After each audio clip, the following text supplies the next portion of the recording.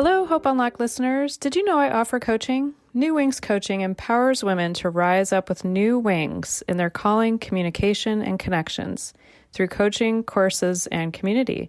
To hear more, please email me at Kristin, Kristin,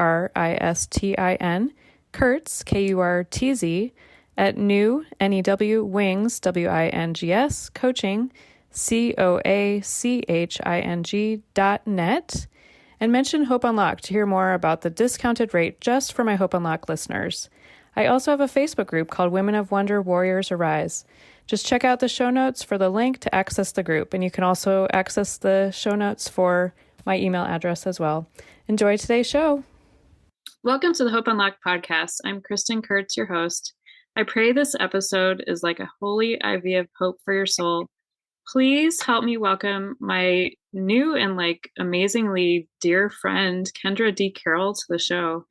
I met her through Facebook, and I think it's been just maybe a couple months. I don't even know. It feels like an accelerated, I like to say, we're in a time of acceleration and convergence, but this is like a massive convergence, acceleration of, I would call us impact makers that are on similar trailblazing pathways. So all that to be said, I would love for you to just share a little bit about yourself, just to kind of kick off the show today. Well, I absolutely love that you just didn't introduce me as she's a world changer. She's I'm like, together we are impact changers and trailblazers. Guys, when I've gotten to meet Kristin right now, it has been I can't believe that you're celebrating 222. Do you know how long God has had me praying over 222? Yes. Oh, I can't believe that you notice the things like the eagles or what God's speaking in this way. Oh, I can't believe. Everything, guys. We're understanding each other's souls and what God has told us, pray into and celebrate. Mm-hmm. It's been crazy. I know that's not what you asked me to do, though. You asked me to say something else. No, I love it. Yeah, my birthday is actually coming up on 12/2/23. So that's going to be a beautiful one, right? I'll pray into that you see all that God's double blessings happen in that. Yes. Yeah, if you could just share, a little bit about yourself and, what does the Lord have you doing this season? Because this particular season for the podcast is called Launching Pioneers. Launching Pioneers, yes. What does that look like? I think the hardest thing about being a pioneer is that you are doing something new that nobody's heard before. So I like to think of it like we're gathering a whole bunch of Noahs who have gotten instructed how to build an ark for this rain and flood that everybody's like, that's never ever happened. What do you think that you're doing? And so you're going to sound a little crazy and you're going to sound a little on the crazy side. But definitely a heart for people. And when you find your right people, then you just want to grab them close. So in this season right now, as I've been waiting for the things that I started telling you, I'm a massive creator from speaking and videos and trying to produce something so that women can get intimate, not just with themselves, but also with those who they're called to and who they feel close with. Even if you don't feel like you're a great Bible study host or you're a great whatever, there's some sort of tool out there to help you bring in the people that God's asked you to bring in. And so I've been in video production stuff and just, the creation doors that are open right now as we're headed into the 444, open the door, whatever the Hebrew time is of this open doors that God's doing for us, just as Christians. And when I say us, I literally mean you who's listening as well, to lean in this moment and hear what God has to blaze a new way of what he says. This is what's going to come to serve the world. Behold, he is constantly doing a new thing. And I feel like it's constantly bubbling out of me. So I reached out to just meet Kristin. I don't even think I was looking at you to find you as a coach. I just somehow so resonated with something that you said and could not believe our sister heart connection, and had to reach out. But you and I are so alike in supporting so many people in the things that they do, that the newest thing that God has is the subscription box to put people in and spotlight different people so that we could just keep gathering sisters and keep linking arms together to stay endured to do what God's called us to do. So Yes. Well, tell me a little bit about like how, like, go back a little bit. What was kind of that catalyst to get you, like, have you always been that pioneer spirited woman, girl? Like, were you always very creative as a child? Like, or is this something that's kind of bubbling up in a new way for you? Does I, that make sense? Like, you telling me to go all the way back to my young childhood. I you're thought going about back as this far. friend. Yeah. I thought about this friend that she was a single child, an Mhm. only child, and I was the oldest of five. Mhm. And she tells me and would tell me like that I would drag her out of her comfort zone, but at the same time, she always came around. So she wanted to get dragged out of her comfort zone. Like that's what made the day fun, was being with me out of her comfort zone. I love it. I don't see it as like a bad thing. Like people are like, oh, you're really like making me feel uncomfortable. And I'm like, if you got sent to me, then that's what's the mission today. I'm sorry. Yeah, That's what got done. I hear you. But I Yes. particularly remember and like filming, like I'm born 1982. Okay, guys, I don't care about having to share my age. Mhm. And so to film something, you didn't just grab a phone and film it. Like you had to actually get the Yeah. camera Yeah. out, right? And I'm pretty sure I made her film a DC Talk song called Tearing Down the Walls. Mm. And I had like this visualization of what like this dance should look like and and we would stack up a whole bunch of pillows and I remember dancing with pillows and like tearing down the walls. I don't even think I was so young. I was probably like 10 to 12 that I didn't really know what that song even meant, but I was just like tearing down the walls, I love it. So I can totally see you. so like she was like, that is probably the most embarrassing thing I've ever done. Mm, you For know? me.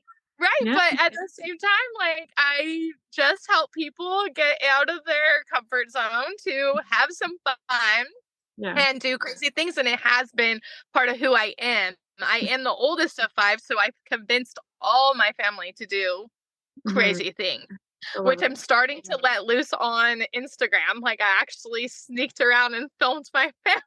Oh my And they were all like, "What are you doing with this, Kendra? Are you gonna go like make us go viral and be like the next redneck family that goes famous?" And I'm like, "No, I don't really know what I'm gonna do with it. I'm definitely God. gonna use it." Oh my goodness, I love it. Yeah, But so yeah. if you look at, like, if you looked at your family now, like, do they support you in your pioneering journey? Because I know a lot of people, I tend to be like a mama eagle, so I'm flicking women out of the nest, right? So it's Right, like right. getting them uncomfortable. So you actually gotta move, right? We're gonna help you move. But do you have a lot of like support in your family being a pioneer? Because So I know like, a lot yeah, of people struggle with that. my Yeah. personal family is all entrepreneurs. Oh And they're wow. all big dreamers. And we've all talked about like why? Why did we get this way? And I don't know if it's because of who God made me so young that Yeah. I encouraged them to get into that, or if Mhm. it was that we had parents who did not move in fear and Wow. they really were held back. And we all kind of saw like why did that step, and we all feel way more tenacious about doing it. So Mhm. my brother is actually in the box. He and his wife have the K&K chai. They're the ones that, and he had designed all his own blends, gets Mhm. all his own stuff. They make it all in their kitchen. And they did it supporting their church Oh my that they god. had started up. And they've always been youth pastors, and then he started his own first real church. Well, I shouldn't call it a real church. He just he headed church. He was the head pastor. He pioneered a Mhm. church. Wow. All out on his own. My sister, right under that, she Mhm. actually was used to work in the system for foster at-risk foster Mhm. care, and then she was working with autistic kids, and again she was under these like perimeters of what she was allowed to do, and she saw more that the parents were really really needing support and things that were outside the box of what was allowed per government or per what the state would pay for. And so she developed her own thing total pioneer, not outside the box of these parents are missed and they need different type of help. And so she developed like I think it's called fresh family consulting. And then my younger sister's constantly like me in the beginning, just with a bunch of different creative type crafts, but she also had been a firefighter before having kids. And so she really loves that side. And then when she had kids, she knew she was going to struggle personally about body changing image. And so she's like frontlining that whole, like, not letting people sexualize nursing and like taking like a really big love your body through the changes of what motherhood looks like, and your boobs are made for purpose and you should love everything in every stage about you and what you go through. So she's kind of become like this baby nursing consultant with, you know, loving feminine identity in who God made us. And yeah, so I'm come from a crazy family. I love it. That's Oh, amazing. I miss a brother. I cannot miss a brother. I have you a can't brother. forget them. I can't. He would be so mad, and he's actually like probably the one that's he's one that I definitely know I spoke over his fears. He got to go to Nashville with another band, and I was pushing to be in Nashville for a really long time. And so when he was actually there and people were inviting him to songwriter stuff, and I'm like, you need to go do it. You need to go do it. And he had so many amazing opportunities. He was just working at a Whole Foods store, and he'd meet like all the top writers and country singers, and they'd invite him and things. I'm like, go do it. I'm like, it was so amazing. It feels like church for music. Just go to one. It was so cool. Like, if I lived there, if I could be in your shoes, you're gonna look back, you're gonna regret it, because he was still in his young 20s, and now I was like, I'm 10 years older than this particular brother. Anyways, he finally has a signed country artist contract, and he is part of the Be a Different Sound heart, and a little bit of storytelling with mixing older country with some of the new, and has always been encouraged to keep his own sound. I remember he was actually making up a song one time, and this guy that was a part of a songwriters group that was out of a local songwriters group, so he was a nobody, told my brother, who's an amazing guitarist, that's not a real note, and you should stick to the real things. And I was like, no, we do not stop creativity on what God has. So if I was to coach anything, I actually went into writing my book with what would I want to help people in the world with, and it was how to tap into the creativity without the box. Wow. Oh my gosh. I'm like, a lot of things are happening in my brain right now. Wow. And isn't it interesting? So did you catch all your siblings? Yes, I finally said all of them. I want to make sure. Yeah, so Steven Denmark, guys, if you want to go look up Steven Denmark, he's my country brother who's actually signed that. Is he on like Spotify and all the places? Oh yeah. If you play a Steven Denmark song. I don't know if I should actually be embarrassed about it though. I don't know. Music might say he is a Christian, and he's even he's on a worship team as well, but he likes to also play on the hairy end, and then you sometimes don't know. I would say really fast, just don't judge, because there were Christian songs. I mean, there were country songs the Lord was having me write that I was like, and I was being told at the time, like, to go speak over youth. And I was like, Lord, why? I know you gave me these songs, but I know they're not like God singing songs. What do they mean? And I had to like dig back through them and see, like, one of them was about divorce. And I really thought that I wrote it from the woman's side. And it was about actually healing for a daughter who felt like the other woman was picked over her, mattering in the family. Wow. And I've played it for a few people that they're like, wow, that was really impactful to take it that way and let it hit a heart. Like, even though they were grown and in their own families now, to think back what it felt like to go through divorce with their dad leaving, being the one who chose to leave. This song actually was a break moment of forgiveness. And yeah. So do you sing? I do. Yeah. If you look up Kendra Carroll band, on our stage, you will find all my old stuff. I'm actually, that's something else that's been prophesied over me. Like, It's like, get back into your music. But it's like, how do I do that too, Kristin? How do I do that too right now? We'll talk later. I'll do a little coaching session with you. Okay, because I'm just like, I literally, somebody was like, hey, Kendra, how's things going? How's, I can't remember. I think she asked, how's the book? And I was like, good. And she goes, and then you're going to be singing again, right? Right? And I'm like, someday when the Lord opens that back up, I'm sure I did not finish, because everybody says that. Everybody wants Kendra singing again. Yeah, it was one of the first things I thought of when I first heard you like messaging me. I'm like, oh, I bet she's a singer. That's funny. So we'll talk more about that later. Okay, pin that. Yeah, we'll put a pin on that one. So as far as what was interesting is, I think you said something to the point of like, basically your family doesn't fit in a box, right? Did you say that, right? Yeah. Well, I said I don't know. My family is definitely all outside the box. Yeah. Yeah. Yes. So tell me a little bit more about getting people in these boxes and how that came to be, because we're taking this concept of you being really outside the box, and this is just what I'm visually seeing, and moving into a place of, you know, these boxes that you're putting together. I think it's beautiful. My opposite, putting somebody, you know what, that is so funny, because I have tried to do MLMs before, and I'm like, I can't sell a box. You cannot put me in a box, and I do not fit a box, and I'm sorry, you know? And I did think, like, here's this box that I'm selling now, and how do you know, guys, this is so cool. And thank you, Kristin, for leading this imagery here, because I've actually not spoken this out anywhere else. Here's what happens. You open this box. That is what has to happen if you are stuck in a box. It has to get open. When this box is open, it is to ignite your heart of every possibility of what God has in front of you. Because not only are you pulling out gifts of what other people are sharing with you about who they are, you're pulling out encouragement that you can do it too.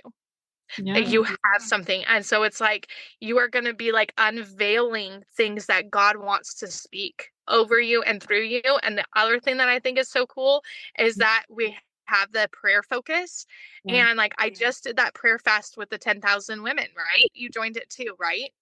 I didn't. You told me about. Yeah. But you didn't. Okay. But I've never done a group fast before. I've actually never done it. I know my brother tried to lead one, like with his church when he was starting up and like needing help with directions. I'm not sure I joined it. I've always only fasted when it's like desperate for my family and something that we need to know, you know?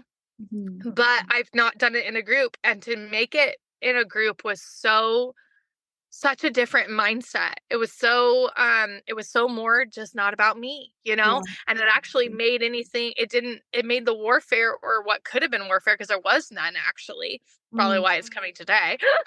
I was totally protected during fast time.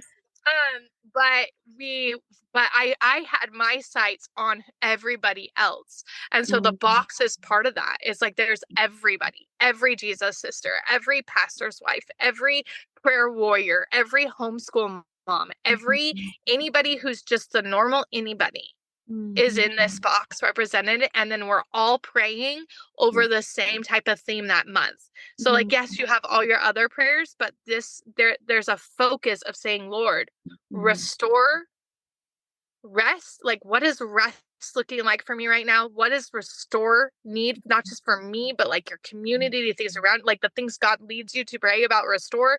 There's probably going to be some prompts in there of that God's just going to stir your heart of whatever that said that could have been personal for you, or on a grander scale, and then rejuvenate and just like take it personally and take it externally. Because when you put others in mind, the journey, and that's what being a trailblazer and a pioneer is that, you know, you're not doing this just for you. You know that you have to make this over and over and over again so that somebody else can do it too. And it's about caring about all of your Jesus sisters and bringing them along. So I feel like this box is just an unveiling of everything that can be, could be, or celebrating what is. And love it. I don't even know how to, like, without my hands and hugging each piece that I imagine coming out. I Yeah. don't know how else to explain it. I if you haven't written this down yet, I encourage you to go back and listen to this and like dictate what you just said, because it's beautiful what you just said. I don't know about you, but I'm a verbal processor, so a lot of times when I'm speaking it out is when those like nuggets, those gold nuggets come out. And I think it's just beautiful. His word for me this year is treasure. And I was just hearing that this is like a treasure for these women to, open and unlock and be unlocked, right? Yes. So when did this concept come to you? Like when did this download come to you? Yeah, so I had already had when my book comes out that I wanted to pair other things about kicking fear in the butt out to go Mhm. with my book.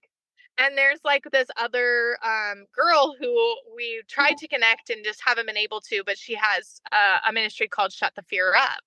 And I Mm. was like, and she has some shirts she made. And I was like, I so want that shirt to go in my book, And so I started pulling other things that I was like, I wanted to have this full package and I really wanted to make it a movement that like you Mhm. didn't just buy this package for yourself, but you also had a goal of getting shirts on other friends that you want the fear to, in their life to be shut up too. Right. So I Yeah. had this idea that you would get one and you would get ones for friends so that everybody felt encouraged to move forward, because sometimes you don't even see in yourself what you see more in others. So I was Exactly. gonna focus on that, like making sure somebody that they knew what God was calling of them or saw in them, that they spoke into them and said, I see that of you, and basically bought it as a gift. Hmm. So that's kind of where this first started, was of like this group idea of grouping themes and ideas together. Yeah. But my book's not here still. And so and my husband's constantly been like, what is the product behind Ministry Makers? And I'm like, it's coaching, it's resources, Hmm. it's helping people stay encouraged to what they're supposed to do, and then everybody has their own things. Hmm. And I was talking to one of our girls that's still in a development phase about she basically is having these like love kits.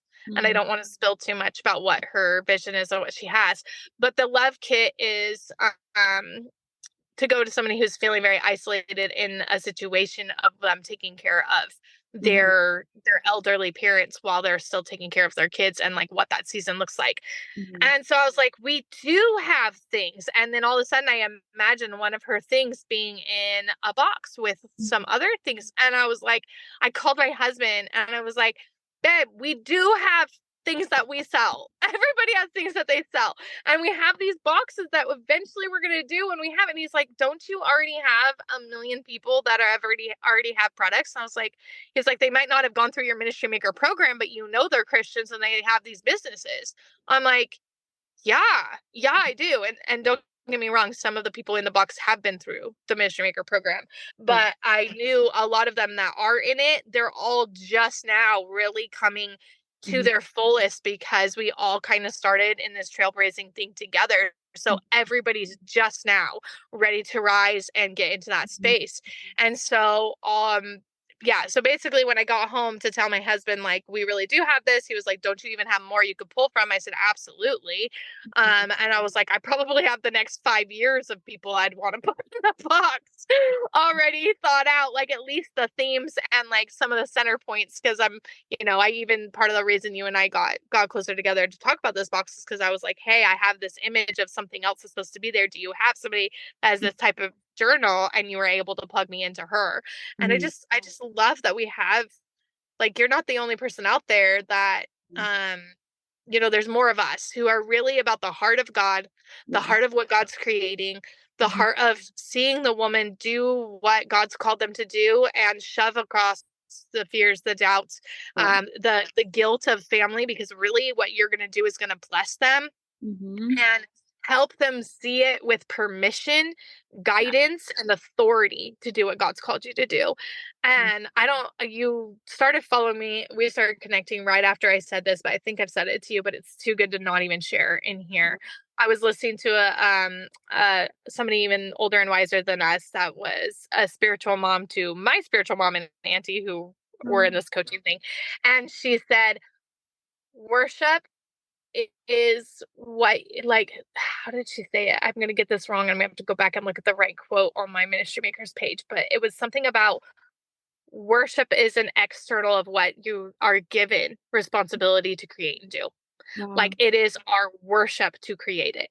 Mm-hmm. And I was like, because it's our listening, action, and movement in doing what God asked us to do. It is the fullest of worship. And I was like, oh my gosh, that is why I am so passionate about seeing people enter into that obedience of doing what you're called to do, because it is this deep, intimate form of worship to see what God is having you do on the inside, on the outside, and actually produce something. And so that's what I got. Oh my gosh. And it reminds me too, I did a Facebook Live yesterday about like it's beyond you. Yeah. I kept hearing in my spirit a few days ago, like, your choices have generational implications. So if you sit and don't move in the things that God's calling you to, that affects like the generations to come. Yeah. Like if we look at, I can imagine, like you said, with your parents, the fact that they moved without fear. I mean, obviously they probably had some times where they No, actually, I said the opposite. They were in fear. They were in fear. God still showed up anyways. That's the cool thing. They ended up with their property because of God. And my mom knows because of God. But so she always said, like, I'm going to try and do something bigger for God, and then never acted on any of it. Oh, really? She never did any of it. Right. So that's what I'm saying. Like, them actually not doing anything beyond what they, just getting a normal job and trying to stay in their they stayed in limitations. And I think it bugged all of us. And so we were like, we are going to be limit breakers. We're gonna. Okay, so I must have heard a little off there. That's all right. That's why I was like, I think that's what they like. Somehow each of us got crazy enough to want to change it. And it is what you're saying about generational change, And my dad, I mean, that's too long of a conversation. Yeah, I mean, everybody, like those of you guys who are listening today too, like hear this, hear our hearts in this, because both of us, I see cages, I see women in cages, and I want to help set them free.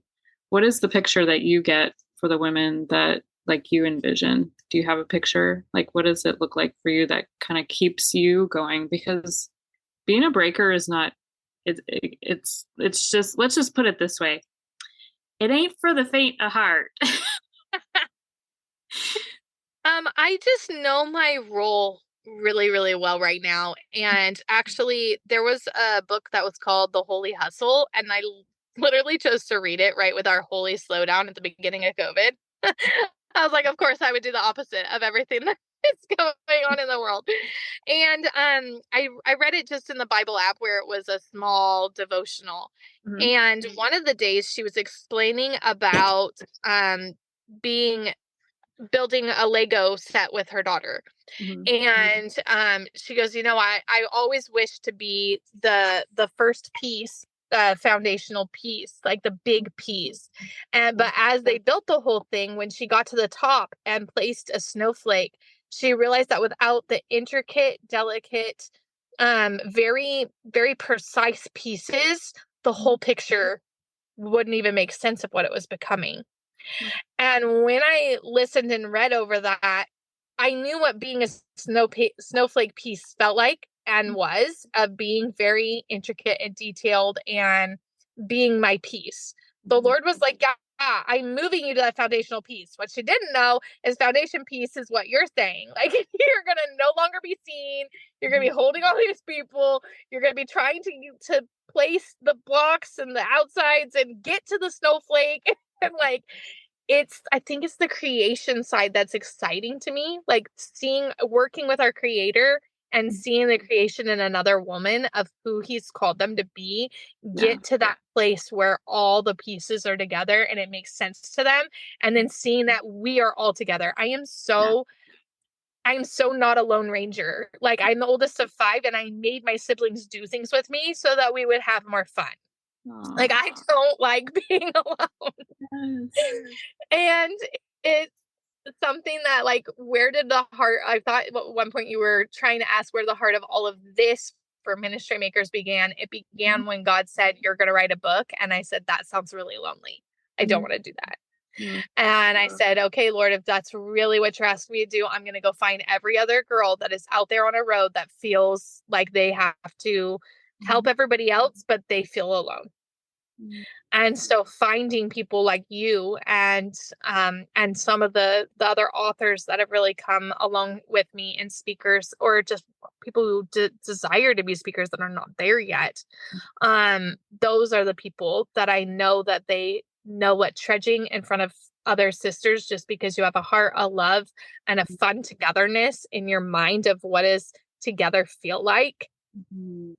That's where, like, I just see us like right now I have a shield of just like, we just march forward. And even though it's like an army territory, I also see like the party behind it, like fun, joyful, all get together and just worship like David in the just unhindered, and so excited to be just free and loved. So beautiful. What a picture. So as you like have walked this, how long has Ministry Makers been around? Like, could you just tell us a little bit like more about kind of where that even started too? Because, again, this is all very interwoven. Like, you've had different assignments that are like, I don't know how it feels to you right now, but I haven't been with you the whole journey, but this feels very much like a almost like a mountaintop experience. Like you've been climbing and you've had to acclimate to the elevation. Now you're like climbing again, and then you're acclimating. And it just seems to me that you're at this point where like you've reached kind of a very elevated place and you're ready to launch. Well, thank you for saying that, because I used to celebrate those mountaintops so much more different, and it's funny because you also think that in the natural, when we climb up a mountain and we get up to that view, we want to just like take it in and take that breath, right? I'm telling you, girls who are listening that have just dying to see the top of the mountain, it is just a training zone. It's just another one to go down and up again. And so I thank you for saying it, because I didn't even stop to see this one as a mountaintop. I didn't even see it that way, because the reason that you're right and it is a mountaintop is because you only get clear vision when you're up there. Yeah. You only go, and what I'm literally doing is seeing everybody else that was close to their top mountain. Like when you're on the mountain, and guys, I'm trying to think of a good place. I kind of feel like I'm going to I have a friend who hunts in Arizona. And so she has done, and they just recently did a huge like dream elk hunt that was, and they videoed the entire thing. And when you have a spotter on another mountain and you're on this other mountain and everyone's seeking the valley and putting their scopes out to find the treasure, right? So I feel like I'm gathering other people who just are on their, either like right there on that mountaintop too, or there's and so that's where all of a sudden I see them and we're looking at all the other things and where we're going next. And that's where I was able to, like, from that mountaintop, gather the people who need to go in this box, and then look over to the other mountaintops and be like, okay, those people are almost up there too, let's go get them. And so for me, it's not a mountaintop victory, it's a mountaintop clarity of like, oh, thank you, God, I finally understand something that you've given me. Yeah, it's the ability to, and I don't know if this resonates with you too, but several years ago he called me a Sherpa, and I'm like, what the heck is a Sherpa? And they are the ones that help others climb the mountains, like Mount Everest, and they know the terrain, they know the very dangerous path ahead, right? The trailblazers. And I don't think that, they kind of get to a point where they are spending most of their energy to help others get up the mountain, right? Right? I mean, yeah. Sorry, I'm nodding. I'm nodding in I can't see. Yeah, I mean, in the ways that he has created you and I, like we're on the Sherpa team. Right. A lot of times we are like, okay, you guys go check out the view. But I just want to remind those of you who are like launching pioneers who have these, moments where he's launching you. He's having you to create something that's coming, it's birthing, to take that time to actually like go look at the landscape, go rest, go see how far you've come, because a lot of times we're still really focused on the people that we've brought up the mountain, right? I don't know if that resonates with you, but I don't know if it Yeah, might well, be. you're saying something I say too, of just like celebrate the small victories, even if you feel like you're only halfway up a mountain. You Yeah. have to you have to celebrate where that is and what God's doing in it right now. Mm-hmm.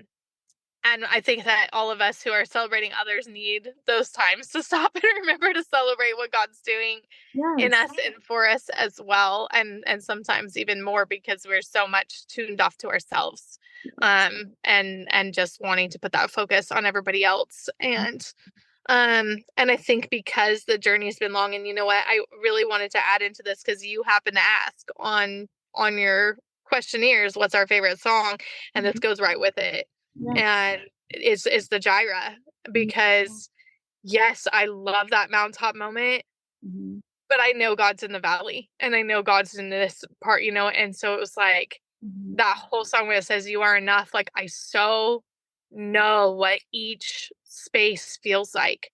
And my first mountaintop moment in the ministry was getting to go to North Carolina and be a part of the Light Conference, and getting to serve the women, because I had been serving youth, and the Lord had called me out of youth in 2020. And I feel like it was the end of 2020 or it was 2021, November of 2021, that we did that it was October or November. And I got chosen to do my passion wheel for all women. And I had done this passion wheel with youth since 2017.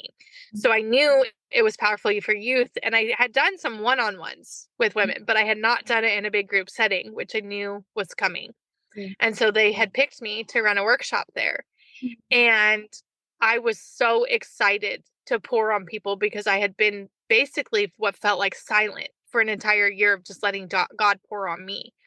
And so when I got there and just poured and poured and poured and poured and poured, it was, I thought that like that mountaintop was going to hop to the next mountain, because I even had more speaking engagements on this same thing coming when I got home. But it quickly was like, that was the mountaintop. Then everybody still needed, like, because you're not on this journey alone. Even if you feel like it's just you still have your family and whoever else God assigned you. And all of that is in training ground. And so even if you feel like you're ready to hop mountaintop to mountaintop, it's not about you. And I'm like, I had to learn that so fast after that hill, because like I got home and we had a calf die and I was up till 2 a.m. and I was exhausted going to my next speaking thing. And I was honest, because I always am, about what had happened and how hard it is to still grasp what you have to teach. And that what living in the struggle and still shining out God through that struggle, so that you're not sitting up there going, oh, I got it all figured out. Like God was like very clear, I will never look like that person. And it is so humbling and so now important when you're talking about like letting other people out. We just know that we need that. Like I crave the details of God in my life, and I want everybody else to have that craving as well. So good, girl. It's really interesting too, because the first season was called Voices of Hope from the Valley. And sometimes you think of the valley being, maybe a little bit more challenging time, but that's where you learn so much, and that's where he gives you keys of revelation and wisdom, and the hard things that we walk through. But yet a friend of mine reminded me that in the valley in Hawaii, it's like lush and there's flowers and there's fruit. It's like all the things that maybe you don't see because we've talked a little bit. It's an interesting season right now. And how do you balance the two, the in between, these in between seasons where you have this promise and you're, just waiting for the fulfillment of that promise. How do you continue to trudge forward on this path that he's walked you on? I would hate myself for the answer I'm going to give you right now, because back in the day when I did not do this well, anybody who's listening, hold on to grace right now when I say what I'm going to say. Yeah. Because it is resting in, because the word that's coming is rest, but it's not, because I hated rest. Like before COVID, the Lord was really trying to teach me rest. Yeah. And I hated it. And I finally asked my husband, what is good in the wintertime? What is good in the rest? For me right now, the rest looks like literally laying down at night and going, I'm safe. My family loves each other. Like, it's counting the blessings. It's knowing the gratitude of grace of God over you that you rest in and go, this is all that matters right now.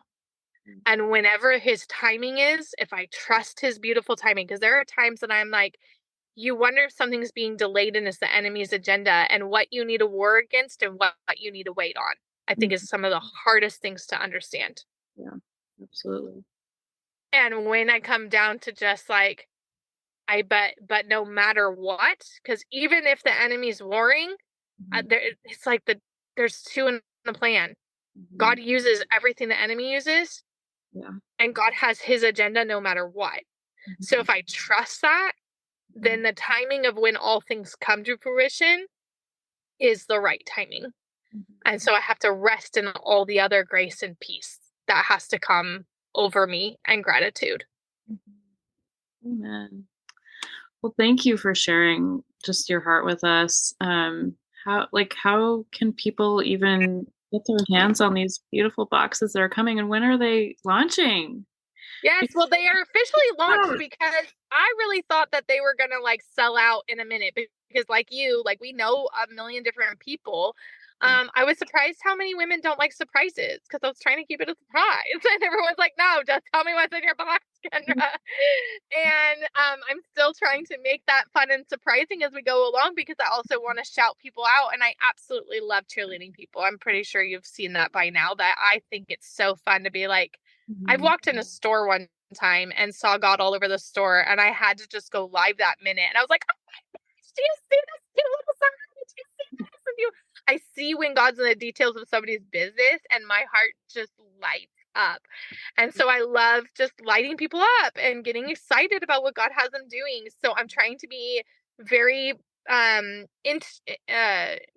intimate, but intentional about still doing that as we let what's in this box out. But the easiest way, because it's like a complicated Shopify address, and I'm new to Shopify, so it's a complicated address right now. But if you go to www.kendra D Carroll .com and you click down to the Ministry Maker page, all the access is there, and it says subscribe to the boxes, and you'll get to read more about our mission. And if you want to join Ministry Makers because you're somebody who needs encouragement on hard roads, and definitely still follow Kristin, because I put her in there also, because it just takes all the voices to get people to go where they need to go. And all of us Jesus cheerleaders, right? Yes. So it's all there. So you can join Ministry Makers, you can get the box, and you can see other things we have coming. I'm so just excited that we have connected. It's just been, it's a wild adventure, and I'm very wild and fun. And it's just really cool I'm just expectant for what's to come, not only for you, but for these women that are going to be in the box, but out of the box. Because all of us that are going in the box are out of the box. Like, we're, one thing that I mentioned to one of the first conversations that I had was, not only over myself in not a negative way, but we're kind of like more of the nobodies, and we don't care about having big platforms. We don't care about, you know, big, huge numbers, but we care about impacting as many as we can. So I love that you are, elevating everybody who God brings your way. It's beautiful. And yeah, I will link all of the links that she shared here today in the show notes. And is there anything else that is just on your heart? I always believe that there's one woman. This is why I do the podcast, is that it's for the one. So as you've been speaking today, just if you see a woman's face come to mind, do you have anything that you would want to speak over her? And then would you just close us out in prayer as well? Yes, I do need to feel like I just need to disclose something about the box really fast, because I said it's already launched, but it does not mail out until January. Okay. So that I was like, okay, now a woman. Yeah. Because I was like, I need to go back and say the box still does not be in your hand until January. So it's coming, but it's coming. It's coming, but it's launched in a way you got to go buy it or you'll miss out, because we are only doing 100 to protect everybody, because they are nobodies. They're all small. Not that we're nobodies though. We're all somebodies. Like, it's like yeah, actually, that's what I should say. I should say the whole thing that you and I come together and both of us sing the song that I'm just a nobody out here trying to tell everybody about Jesus and who he's called us to be. So that woman is somebody who's sitting there going, it's not my turn yet. And I know God's called me to something so much bigger and so much greater and so much. Maybe they don't even see it as hard right now. Maybe they see the fun that it was going to be, but it doesn't get to be right now. And that's hard. I know what that felt like, to be like, God, I hear you calling me, but I don't even know what it is. I don't know what it is. It doesn't matter yet. Lean into what's now, because there was a lot of things that I missed not being in the present, trying to chase what God had on my heart, only to realize that it would come when it would come. It doesn't mean don't chase it and don't seek. Like, have your quiet prayer time, have your journaling time, but keep asking God, is this for now or for later, rather than shoving something. Because when I shoved it, I like, you know how that, like, if there's not a door, then there's a window. I would like take a window and be like, why am I in another room? Wasn't outside and free to run in what God was calling me to run in. And it was over and over again. And it was timing of God's timing and my neglect of really just maturity, probably with God and with age, because I was in my young 20s at this time. But all of it is a development season, no matter what you're going through. Even if it feels like depression was a development season to learn what my gifts were. Everything is being used for God. Absolutely everything. Don't undersee it. You ready for me to pray now? Yes. Dear Lord, I just thank you for Kristin letting me in this podcast. I thank you for the women who have heard this today. I pray that their hearts are full of anticipation. I pray that they're full of hope. And I pray that they are ready to just lift up whatever is in their hands and say, God, it's yours. I don't care what time it is. I don't care how hard it is. And I don't care where it's taking me next. I just want to do it because you asked me. Lord, I pray for that thing in their hands. I pray that they see that it is a seed of blessings, not just for themselves, for their families and the generations, for their friends and the other Jesus sisters who need to see somebody else tried. Somebody else wanted to succeed in their calling of who God said, be that and do that. Lord, the love that we pour on each other when we obey in what you've put in our hands. The love that falls on us in the covering and the acceptance of just knowing we're yours and doing what you asked us to do, Lord. Those are the things that we learn. There's nothing better than to sit in your obedience in your hands. Lord, I pray that there's just grace and gratitude that falls over the women today. And a knowing that you have them and you're holding them in that space. And for those who it's not their go time yet, that you delicately hold the timing that you show them that you're still holding their promise. Just like Sarah, Lord, even as we celebrate the 1-1-1-1 of your faith coming true from Hebrews 11:11. That it's not even about our faith, that when we decide that we don't have faith in the moment, that you take the eyes of I can't and say I am, and you are doing, and you are holding, and you are progressing, and you're getting it to the next. Lord, for everybody that is elevating that Kristin and I are celebrating, and even Kristin, Lord, the doors that are ready to just fling open and access the people that we so badly just want to love on and pour on, Lord, continue to flood them and continue to bring them and continue to water them. Lord, I pray that each woman feels watered. And the woman that needs to pick up the phone and call Kristin and say, I need a little more help today, I pray that they do that.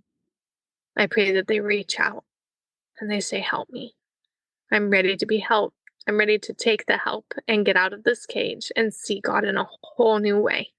Take me on this journey, Lord. Take me. When it says in Isaiah, Lord, send me, who will go send me? I pray the rest and restore and rejoice and rejuvenate over the women. I pray them for those who are getting these boxes. And I pray those for those who heard, that they might soak into what does that mean for them. I thank you for this time, Lord. I thank you for Kristin's precious podcast. And I thank you for all you're doing with everybody. In Jesus' name, amen. Thank you so much for being on today. Thanks for having me. What's to come, and we celebrate before the celebration. We continue to celebrate before the celebration. I encourage you, listeners, to do that today. It may not be a big thing that you're seeing quite yet, but celebrate before it's time to even celebrate. Go out and do that thing, right? So I'm going to close with our anchoring verse. It's, may the God of hope fill you with all joy and peace in believing, so that by the power of the Holy Spirit you may abound in hope. Romans 15:13. So thank you, Kendra, for being a brave voice that sets others free. And like I said, we'll have all of the contact information, resources mentioned in the show notes. And I will be back next week with another episode. Thank you, listeners. Bye. Bye.